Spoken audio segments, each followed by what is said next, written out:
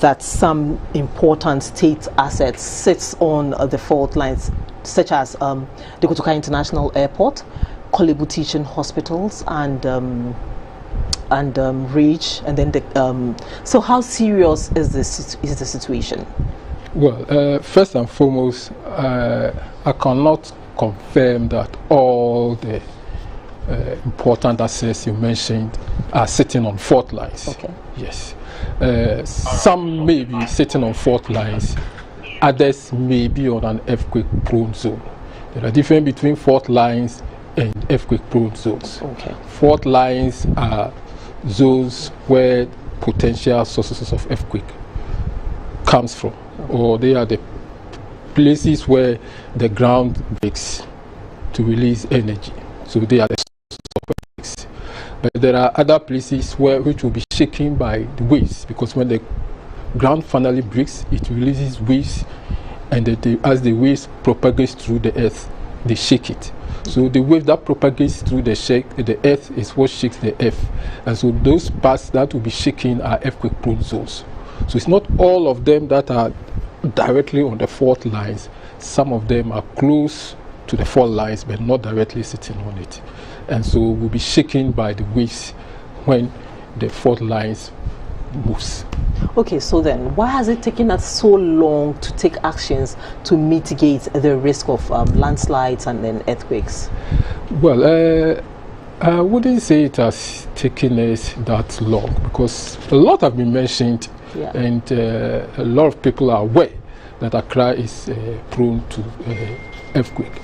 And land use policies have been developed since by our forefathers. And so you could really see that initial development of Accra were concentrated on safe grounds.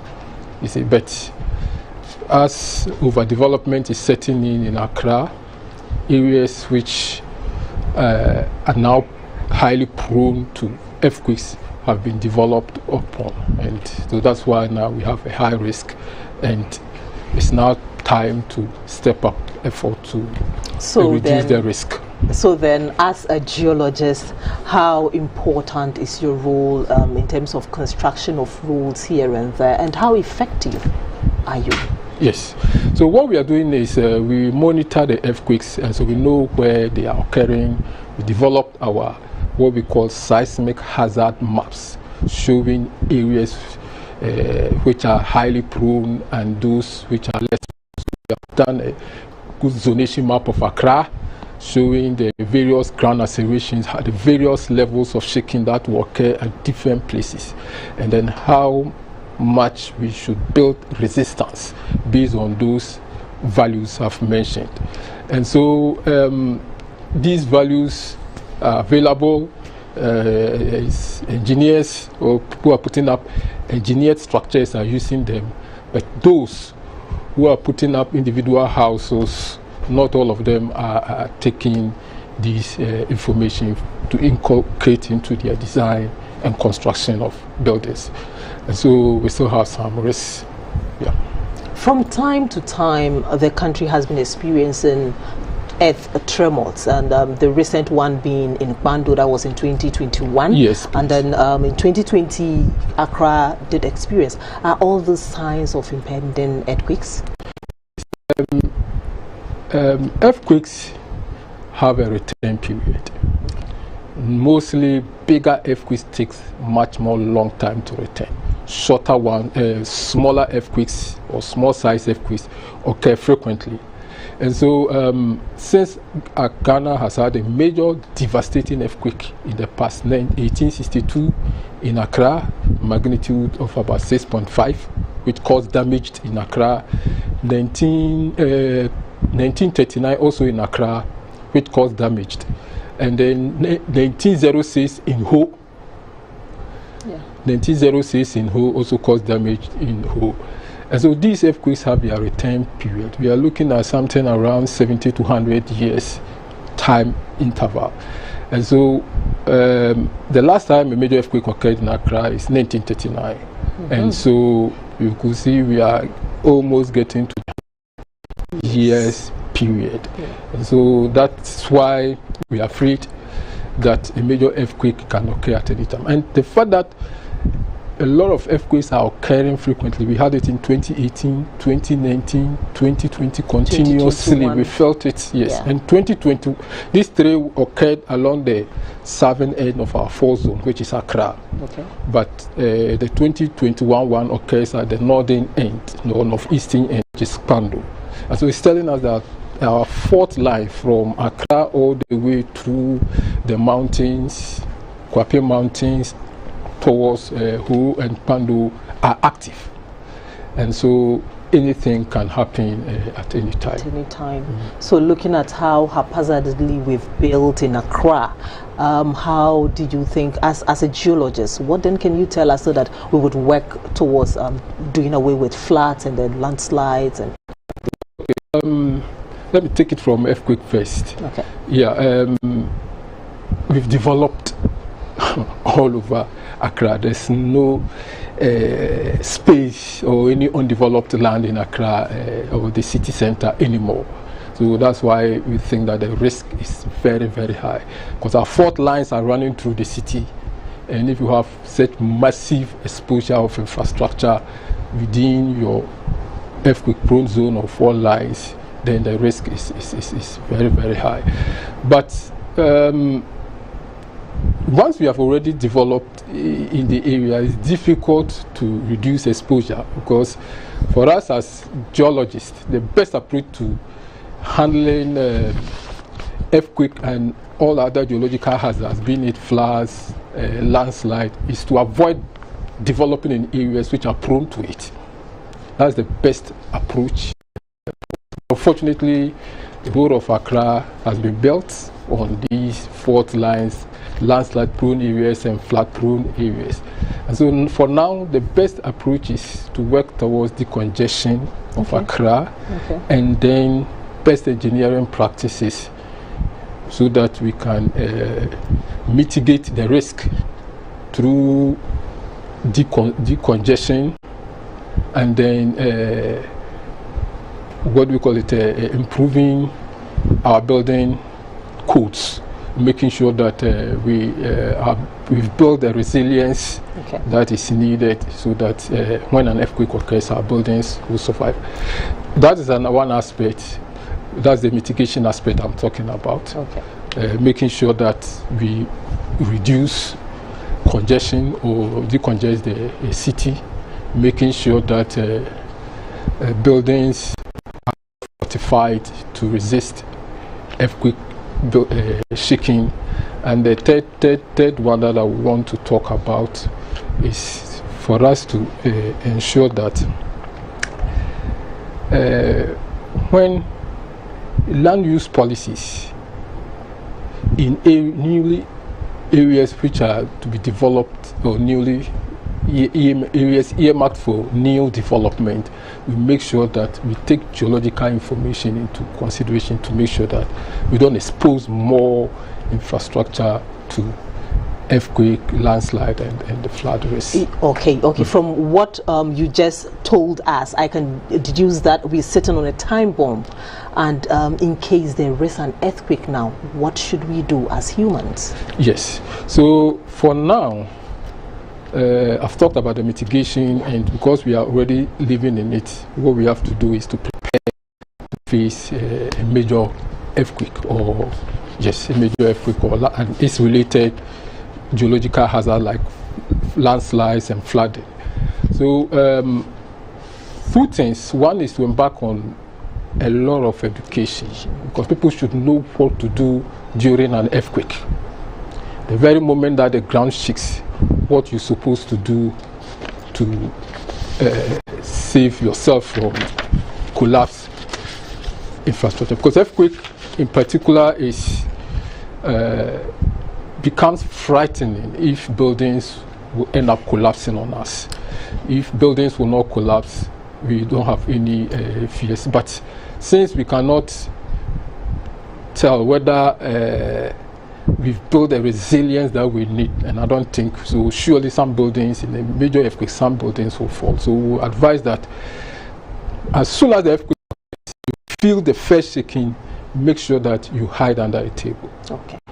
All right. the most important thing is to avoid any object falling on you. Okay. And I also know that NADMO is at the moment embarking on earthquake simulation exercise. Okay. Thank you so much, Mr. Nicolas Opoku, for your time. Time is on our side, but we would invite you again to our studios for an in-depth education. Thank you so much for your time. That was Mr. Nicolas Opoku, who is the head of the Geological Hazard Division of the Ghana Geological Survey Authority, with that update. Field exercises to test the country's level of readiness in the event of an earthquake is ongoing at locations near Community 18 of the Accra-Tema Motorway and La Trade Fair in Accra. The exercise is being undertaken by the National Disaster Management Organization, NADMO, and its parent from the USA. GBC News correspondent Celestine Avi is on the line and is with the team and is on the line to tell us more. Hello, good afternoon, Celestine. Hello, good afternoon, Celestine. If you can hear me, Celestine, what is happening at the moment where you are stationed?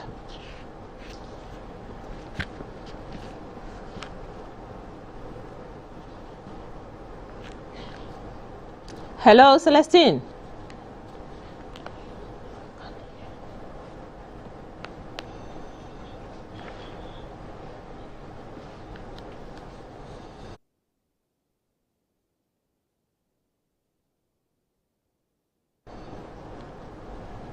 I think we've lost her on the line. We would get back to her as soon as we can. For the geographer, the aphelion phenomenon means the point in the orbit of a planet, comet, or other body most distant from the sun. But to the layman, this event is a time weather conditions become much colder. For the year, this phenomenon is expected to begin in July and end in August. Scientists recommend a boost to one's immunity by taking vitamins or its supplements and wearing the right clothing to cope with the weather. Take the sun as a fire. It gives us the energy. The nearer we are to it, the more we feel in terms of the energy. The farther away to match it, it means the colder it is. Planet Earth and the other 7 planets go around the sun. The Earth takes 1 Earth year to complete the round, that is 365 1/4 days, while the other planets take between 88 days to over 60,000 days for the journey. Our universe is the Milky Way. The path is not circular, it is elliptical. For the ordinary man, let's take elliptical shape as a chicken egg. The shape is elliptical, is oval. The pointed side is the aphelion we are talking about. And then the flatter or the bottom side of it is the perihelion. Technology is making it possible to study the visually unseen part of the physical world thanks to the creation of nanotechnology and digital technology. With this enlightenment, the knowledge in space science and technology is being appreciated more, revealing the aphelion phenomenon and its impact on the weather. We are studying what phenomenally was very remote from our normal everyday discussions and conversation. Meteorology is becoming much more sharper because of teledetection. For this year, the aphelion phenomenon begins in July and ends in August. July and August is cloudy. When it is cloudy, the cloud is obstructing the sun's light from reaching us. So part of this aphelion will be attributed even to the atmospheric clouds at that time when the sun's energy will be obstructed. This phenomenon occurs every year and has no relation to climate change. For GBC News, Shirley Annan reporting. Over 2,000 media professionals, global leaders and civil society from across the world have gathered in Germany, the city of Bonn, for Deutsche Welle's Global Media Forum, convening under the theme Shaping Tomorrow Now. The meeting is discussing global media challenges and advancing solutions. GBC News' Sani Abdurrahman is at the conference. Well, 2 years after holding the Global Media Forum virtually, it has finally returned to in-person, and that has made a lot of participants here quite excited. I must say the meeting comes amid global challenges such as COVID-19, climate change, and of course the Russian invasion of Ukraine, which has dominated discussions here since morning. And of course, the safety of journalists has been part of the conversation here, especially because of the recent killing of Al Jazeera journalist Shireen Abu Akleh, and media professionals are calling on political actors to create a safe environment for journalists to work, because the freedom of speech and of course freedom of expression are crucial ingredients in the sustainable democracy, and the deliberate spread of falsehood has also been part of the conversation. And we are learning that ministers from G7 countries, including the European Union, are pledging to invest in hiring professional fact-checkers who can help to sanitize the information ecosystem and tackle the growing spread of misinformation. So it has been a packed session since morning. We are participating as well, providing coverage for the event, and we'll be coming back with more from the event. My name is Sani Abdurrahman. I've been reporting live from the city of Bonn in Germany. Back to you, studios. Thank you, Sani, for that update. A Ghanaian teacher has invented a new African numeral system, which he says will help children understand their numbers better and improve on their counting skills. Mr. Amadu Hudu has authored a book on the subject, which explained the system to the children at basic school class 1, 2 and 3. On GTV Breakfast on Tuesday, the inventor said he was encouraged by the Ghana Education Service to publish the books, which are expected to become a part of mainstream teaching and learning in Ghanaian schools in the future. While on the program, Mr. Hudu presented some wall clocks which tell the time in the African numerals to the Director General of GBC, Professor Amin Al-Hassan. You look at this one, it's just like that. It is not in line with this. But you try to make the child understand that this one stands for 2. So if you look at this one, you can see 2 strokes. 3 in this way, Roman in this way, 3, and the Arabic, Hebrew. But look at our 3, African numeral, you can see self-explanatory. Understand this thing faster, and someone who hasn't gone to school illiterate understand this thing 1, 2 faster. But this is the widely accepted one that we know. This is what is in the syllabus. So are we not going to confuse the children? You know, this one will complement this. This one, African numerals, are making teaching and learning easy for the child and the teacher. This one helps the child to understand this. But African numerals are not in the syllabus as it is, are they? Only GS has recommended it for teaching and learning. GS has recommended African numerals for teaching and learning. Yes. So then is that mathematics? Yes, it is a mathematical language. That is a language is part of a culture. So this is just a mathematics to help children at the basic level. We designed this one for Ghana Tourism Authority. This is 1. Yes. This is 1, 2. You can 1 and 2, so that's 12. 1, 2, 3, 4, 5, 6, 7, 8, 9, 10. 1 dot. 1, 1, 11. Come back to 12 again. I think it's very important that the Ghana Broadcasting Corporation is associated with an attempt to bring honor to Africa. When you go to every continent, they have their numbers. This is our time. And I think that we should acknowledge and celebrate Mr. Hudu for such an innovation. It's an innovation that we Africans should be proud of. It is our contribution to the world of learning.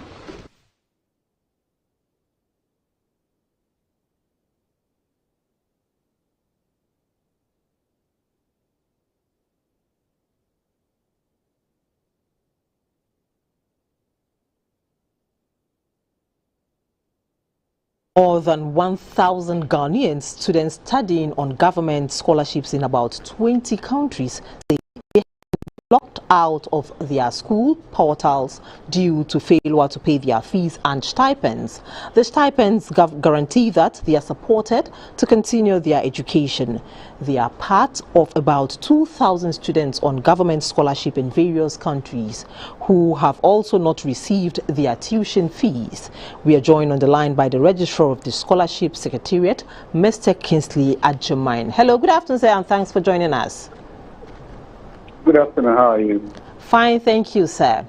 Sir, can you confirm if the report of non-payment of fees and stipends for students is true, is factual?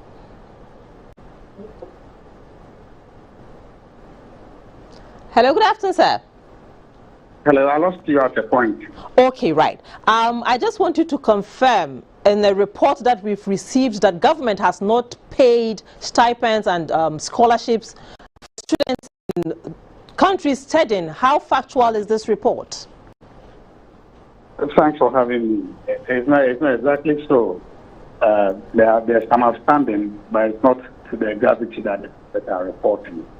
For the 2021-2022 academic year, teaching have not been paid, and for the first quarter of this year, two stipends are outstanding. Sir, if I heard you, you said although there are some delays, what exactly has caused this problem? Yeah, you have to be aware of government processes and by the protocols that we have.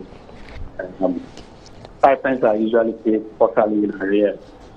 If you have followed education very well, you understand that academic year starts in September, while the financial year starts in December. So there's always about 3 months of that by virtue of other processes in trade. We understand what the students are going through. There's no global financial merging occasioned by the revenue effect of the COVID and in the Ukraine, the Russia invasion of Ukraine has put pressure on all governments across the world, and government has not been spared of this. You are aware of what the country is going through, but I can assure you that the Minister of Finance is working tirelessly on this, and very soon we will have the means of finance pay for this committee. Thank you so much for your time, sir. The Association of Magistrates and Judges of Ghana has denied claims that the Supreme Court, Court of Appeal and High Court judges are paid ex gratia at the end of every 4 years. At a media briefing in Accra, the president of the association, Justice Henry Kofi, a judge at the Court of Appeal, said salaries of Superior Court judges are determined once every 4 years based on recommendations of a committee appointed by the president under Article 71 Clause 1 of the Constitution. He said arrears of salary increments recommended by the committee are backdated and paid. The Association of Magistrates and Judges of Ghana has followed the discussion on the payment of ex gratia to some Article 71 office holders and has noted with dismay the false and malicious allegations that judges of the Superior Court, the Supreme Court, the Court of Appeal, and High Court judges are paid ex gratia at the end of every four years. The Association of Magistrates and Judges of Ghana would like to state without any equivocation whatsoever that allegation with regard to the payment of ex gratia to judges and magistrates of the Superior Court every 4 years is false and baseless.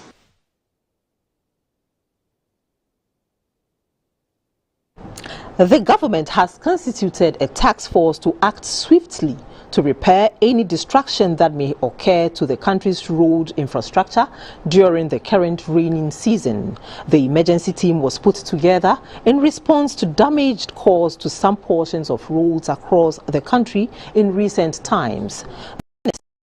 And Highways, Mr. Kwesi Amwakwata, briefed journalists after an inspection of damaged bridges in the central region. We are having a number of these challenges all over the country. The government, through the Ministry of Roads and Highways, has put together a special, quick response team to deal with this type of situation. And I want to assure not only the people of Central Region, and for that matter, the people of this area, but the nation, that as much as we don't expect and we don't pray for such disasters, once the rainfall continues, we are likely to experience washouts. We have taken delivery of some Mabe bridges from United Kingdom, So we have decided to start the civil works as quickly as possible. And also, fortunately, there is a contractor on this stretch of the road, Messiah's Resource Access, and is one of our very, very strong contractors. Applicants for learner's license, driver's license, or renewal of driver's license are to undergo mandatory eye test from July 1st, 2022.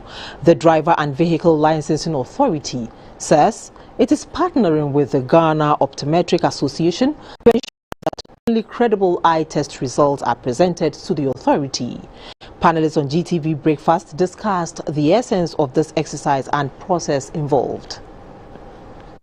Now, it has come to light that the test, as it was before this reform, has some limitations, and one of them was that basically we focused on the testing of the individual eyes without the combined, or what we'll call the binocular vision. Now, that in itself is a challenge, because if a driver is interacting with the road environment, what the driver sees is not just because the driver is seeing with one eye, but the two eyes combined.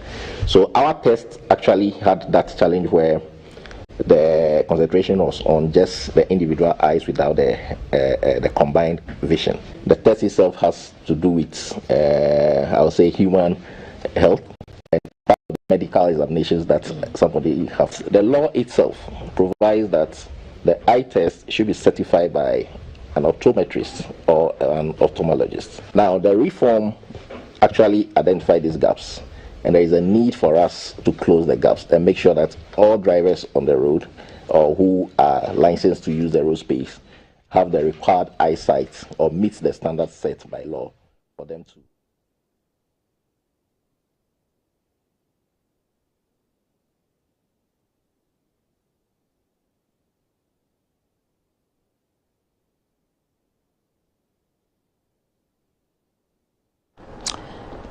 Vaccine hesitancy among health workers is said to be high. Records from the Ghana Medical Association indicate that about 40% of health workers are yet to go for the second dose after receiving their first dose last year, disregarding the risk associated with their work. Only less than 1% of the health workers in the country have gone for boosters. The General Secretary of the Ghana Medical Association, Dr. Titus Boyo, joins us on the line. Hello, good afternoon, sir, and thanks for joining us. Good afternoon, and good afternoon to your listeners. From what I just read, looking at how reluctant your colleagues are in going for their second job, is this situation not worrying? It is worrying. but I want to put it in proper context. Okay. That if you look at any group of people among the health workers, the uptake is higher. 60% vaccinated, partially at least, is higher than any other group of people in the country. However, it would have been like 100%, mindful of the risk that our work poses as far as COVID-19 is concerned. And it's also disappointing because health workers are seen as role models in the community that they come from. And their word of testimony concerning the vaccine would encourage or discourage people. It is the reason why the Medical Association and other unions in the health service, particularly the Nurses Association, are taking it up upon ourselves to encourage and our members to all go for the vaccination. And I would add again, for the context, that these health workers are not all clinical workers. As you would know, within the health sector, we have varied. We have administrators, accountants, records. All these are not core clinical people. And their understanding of the COVID situation might be different. So we think that we must improve the education within the health sector as well as within the community in general. Sir, could it mean that they doubt the safety and efficacy of the vaccines?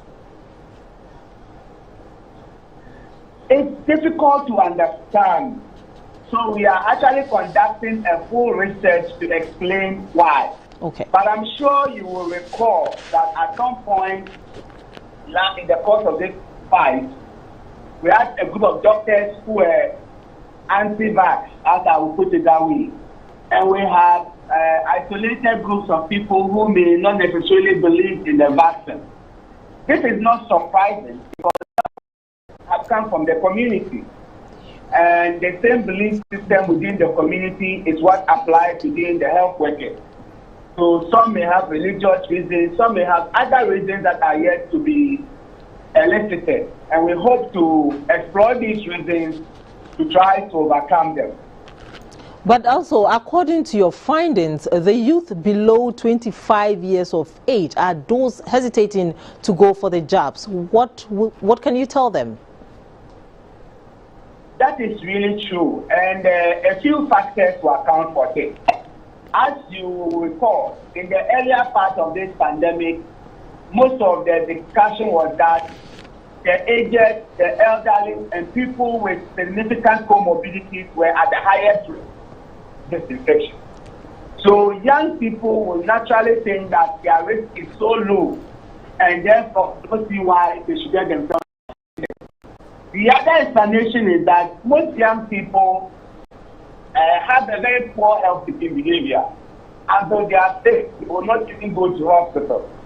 The final one would be that where there were conspiracy theories that this vaccine can affect one's reproductive function, you can imagine that the people to be scared most will be young people. What is terrifying about this situation is the fact that this new outbreak that we are getting is affecting all manner of persons irrespective of age. And the young and able-bodied young men and women are those who are succumbing to the disease, who are getting severe illness, critical illness, partly because all the persons who were regarded as at high risk got themselves vaccinated. People with multiple comorbidities all got vaccinated, while the young have refused to be vaccinated. And from the data we are taking from the hospitals, there are those coming in more. Even children who are not within the vaccination spectrum are getting sick of this condition. So I will the young people to know the narrative has changed. Please, they are at risk and maybe even higher risk when they are not vaccinated. So as we bring in targeted programs to reach out to them, they should respond positively. So much, Dr. Titus Berio, for your time. You're watching News Hour here on GBC News, your news and governance channel. We'll be back shortly after this break. Don't go away.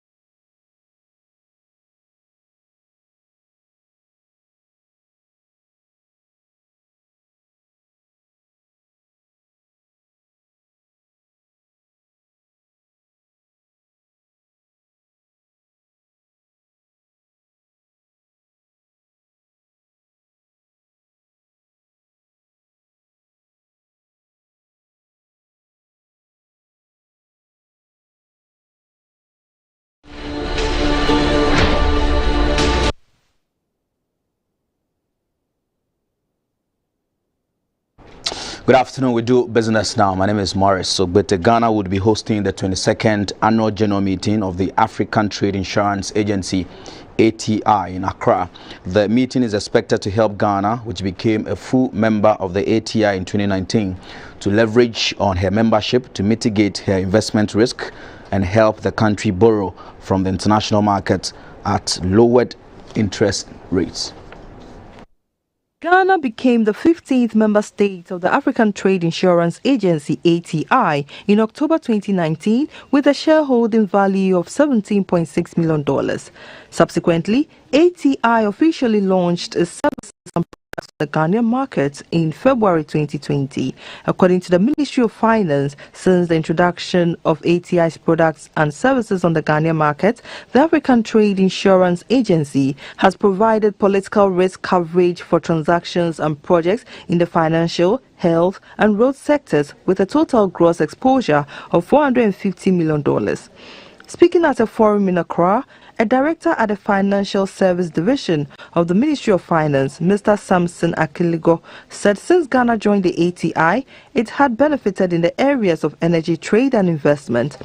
The chief executive of the ATI, Mr. Manuel Moses, said by virtue of her membership, Ghana will be able to mitigate her investment risk and lower her borrowing costs. What we do as ATI is to actually give that investor the benefit that, listen, today these are the rules that you've agreed with the government of Ghana, for example. On that basis, go ahead and invest in your plant and machinery. Should things change 5 years down the road your investment is now at risk, we will be able to at least either negotiate, talk to people like Samson here to say what is happening. The investor is getting worried, but if the government still insists, we have to pay that investor. An underwriter at the ATI, Madam Rosina Thompson, said the ATI has since its inception become a much sought-after partner for governments, banks and traders to bridge the gap between sovereigns and international investors, creditors and suppliers. We also help in actively managing claims because of the relationship we have with our member governments. For instance, like Ghana, we actually have a very good relationship with the MOF. So where there is a claim situation, we are able to engage and have that conversation to eliminate that risk. ATI is a multilateral and pan-African institution that provides insurance guarantees which help its African member governments attract investments and spur trade with increased access to credit. And still talking about insurance, the medium to long-term employee training program under the CARES Obatampa scheme launched by the Ministry of Finance would be made to cover all workers in both public and private sectors. This, according to the project coordinator of the training, Dr. Patrick Nunu, will be spearheaded by the National Unemployment Insurance Scheme when fully implemented. The first option is for workers who have the requirement and capacity to pursue existing academic programs, courses available in the various training institutions. Now, these training programs are adjusted so that you address issues of work ethics, productivity, and attitudinal change.